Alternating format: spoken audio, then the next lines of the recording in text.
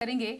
आइए अब जरा समझ लेते हैं आज के क्या अहम ट्रिगर्स रहने वाले हैं, खबरें कौन सी सुर्खियों में रहेगी और साथ ही Q3 बिजनेस अपडेट्स और नतीजों पर पूरी जानकारी बताने के लिए हमारे साथ है जानवी।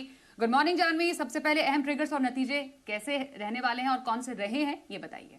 बिल्कुल, गुड मॉर्निंग। आज के अगर नतीजों की बात करें तो इंश्योरेंस स्पेस फोकस में रहेगा, क्योंकि आईसीआईसीआई लोम्बार्ड, आईसीआईसीआई प्रूडेंशियल इसके नतीजे आएंगे बाजार बंद होने के बाद।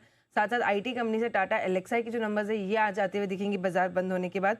एक्स डेट है ऑथम इन्वेस्टमेंट्स के बोनस इशू की 4:1 के रेशियो में ये होना है। एंकर लॉक इन खत्म होने वाला कैनेडा एचएसबीसी लाइफ इंश्योरेंस का 4% इक्विटी पर, तो यहाँ पर नजर रखनी है। प्राइमरी मार्केट अपडेट, भारत को कोकिंग कोल का जो आईपीओ है आज बंद होने वाला है। काफी दमदार सब्सक्रिप्शंस मिले, 33.6% 33.6 गुना अगर देखें तो ये पूरा आईपीओ सब्सक्राइब हुआ है। रिटेल का सब्सक्रिप्शन अगर देखें तो लगभग 10 गुने के पास आता हुआ दिखा, तो यहाँ पर फोकस है। एक नया आईपीओ आज से बाजार में खुलने वाला अमागी मीडिया लैब्स।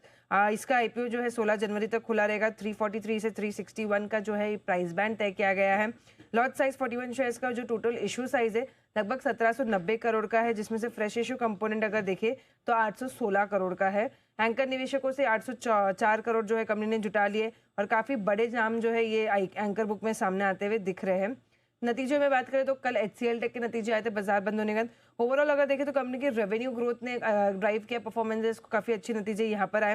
कंपनी की जो रेवेन्यू आती हुई दिखी करीबन 6% बढ़कर आई है। कामकाजी मुनाफा अगर देखें तो बढ़कर 6280 करोड़ के पास आता हुआ दिख रहा है। मार्जिन कंपनी का एक्सपांशन हुआ है यहाँ पे, 17.2% के मार्जिन अगर देखें तो 18.6% पे आते हुए दिखे।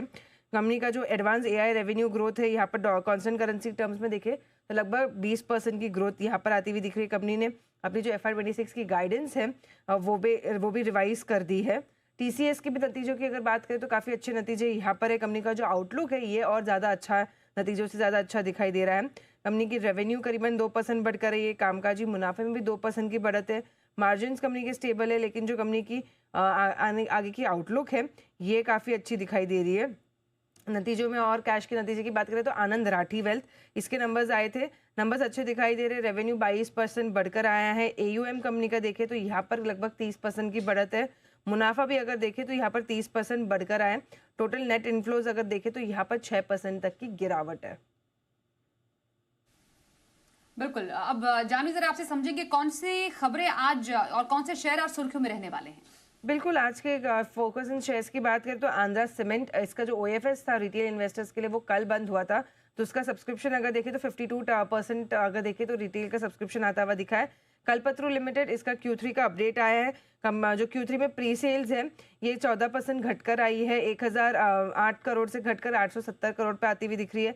कलेक्शंस में भी देखें तो 17% की बढ़त है, बढ़कर करीबन 1100 करोड़ के पास यहाँ पे आता हुआ दिख रहा है। GMDC, हिंदुस्तान कॉपर जैसी कंपनीज पर फोकस रखना होगा, क्योंकि रेयर अर्थ मैग्नेट पर देखे तो एक बड़ी बैठक हुई थी। सरकार ने रेयर अर्थ मैग्नेट को लेकर एक गंभीर बैठक में 20 से ज्यादा स्टेक होल्डर्स को शामिल किया। 7280 करोड़ की योजना को लेकर जो हुई ये चर्चा होती हुई दिखी है। बायोकॉन, इसका QIP कल खुल गया है। फ्लोर प्राइस अगर देखें तो 387 रुपीज का तय किया गया, जो मौजूदा भाव से करीबन 4.5% के प्रीमियम पर है। QIP के जरिए बोर्ड ने ऑलरेडी 4150 करोड़ जुटाने का जो है ये फैसला ले लिया था। KPI green energy, KP group ने गुजरात सरकार के साथ 4000 करोड़ का करार करते हुए दिखे हैं रिन्यूएबल प्रोजेक्ट्स के लिए। क्रिस्टल इंटीग्रेटेड सर्विसेज अगर अंत में देखें तो लगभग 275 करोड़ की कंपनी को जो है ऑर्डर मिलता हुआ दिखा है।